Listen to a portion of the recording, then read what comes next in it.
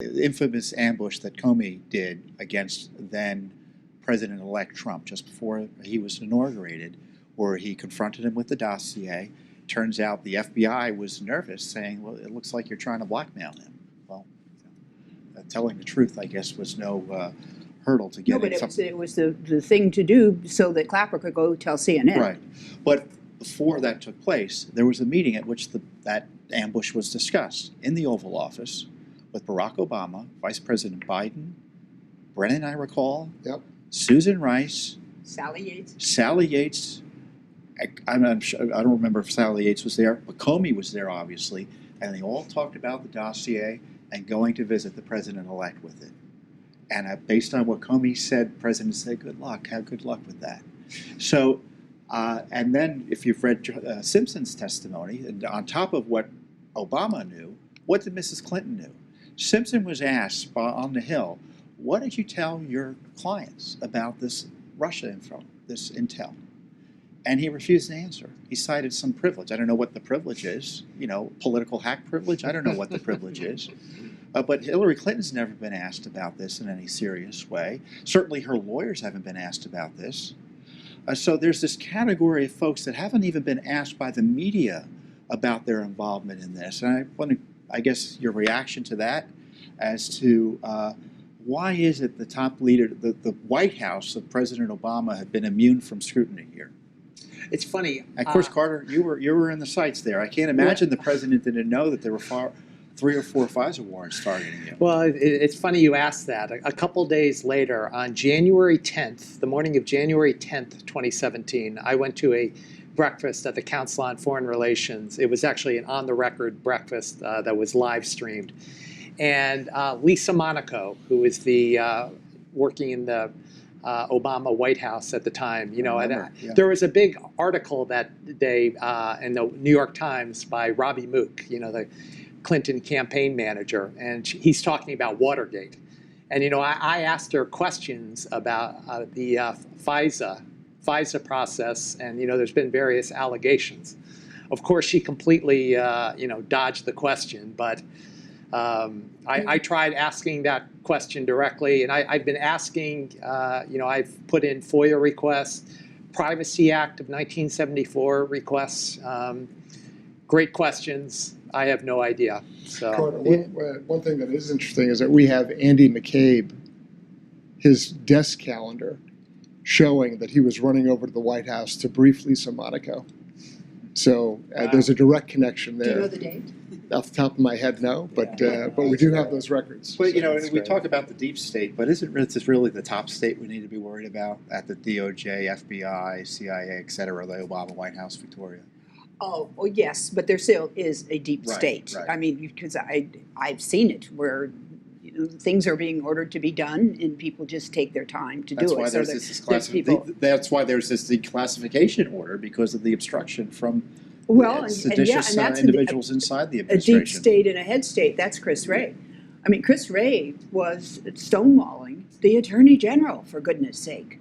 And so you can envision Bill Barr saying to the president, you want me to uncover this stuff? I got to have people give me the documents. Chris Wray, I've been told by various people, wants to protect the FBI because if it's known what they really did, he thinks it's going to go bye-bye. I say you've got to clean it out to protect it. We've been COINTELPRO, way back in the days when it was just being used against bad guys. They were overdoing bad guys. Can Durham and A.G. Barr trust the FBI to allow it to be involved in these investigations? Is there a conflict there? I'm sure they can find some agents there. I mean, of course there's honest agents, but I was pointing out during my intro, how about those agents that surrounded George Papadopoulos when he landed? What were they told? Why was this guy going to have 10 grand on him? Well, just think about the Papadopoulos operation, Chuck, where you had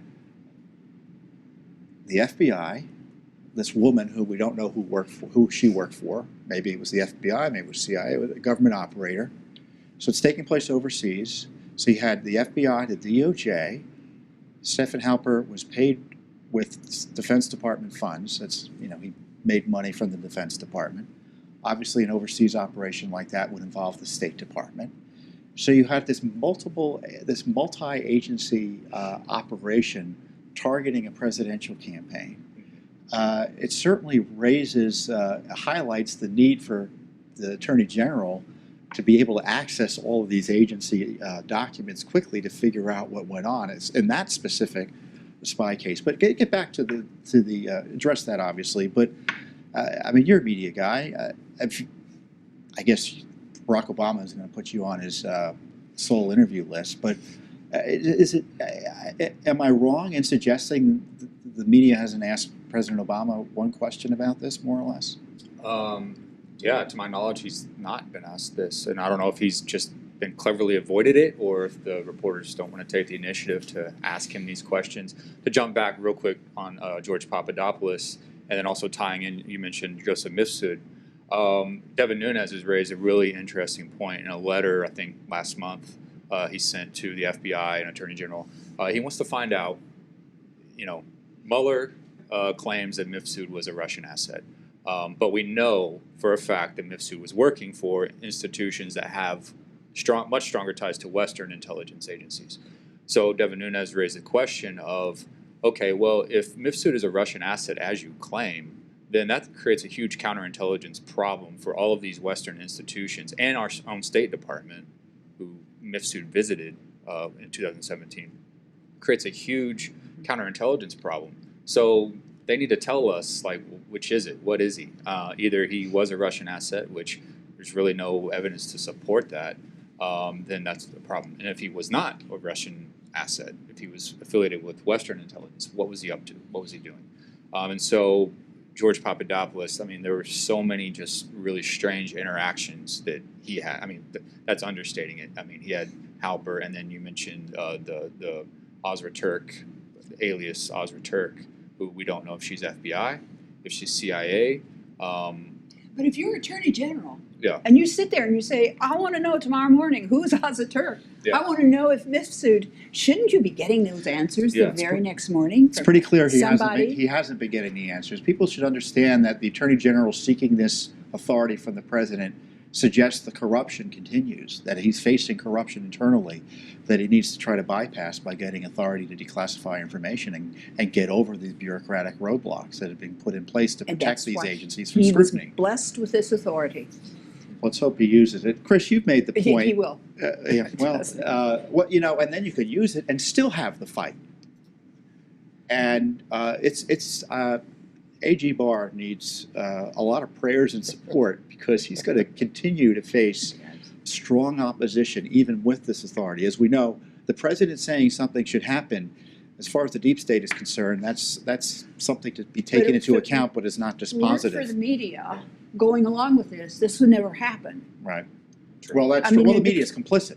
But I mean, Too much of the media is complicit. they're Obviously, some chiming media in isn't. on trying Chuck, to, I don't know everything you've done. But yeah. well, they're trying to taint Bill Barr. I mean, you go listen to CNN for 2 minutes if you can stand it, or MSNBC. It's like, well, Bill Barr, is he to be trusted with classified information? Well, yeah, he worked at the CIA. He's got his clearances. I bet he is. I'd like to can I make a point on that, actually? Sorry, I know you're... just real quick. So John Brennan came out on Friday after the declassification authorization. Brennan comes out, and the talking point, all of a sudden their talking point was, well, we have to worry about sensitive sources and methods being leaked. Now, first of all, there's no indication that Barr is just going to willy-nilly, as Brennan used that term, willy-nilly, just release these crown jewels. He's not going to do that. But also, it's the same hysteria that they invoked with the Devin Nunes 4-page memo, and they would have you believe that they're going to explain to the world intelligence collection methods, which is not the case at all. Right. All they're going to do is expose and reveal what bad actors did what things and communicated with who. And the notion that that would somehow endanger our intelligence collection capability does not pass the giggle test. But the Mueller report cannot be appreciated unless its entire the grand jury material is released. The hypocrisy, I mean, it is the definition of hypocrisy.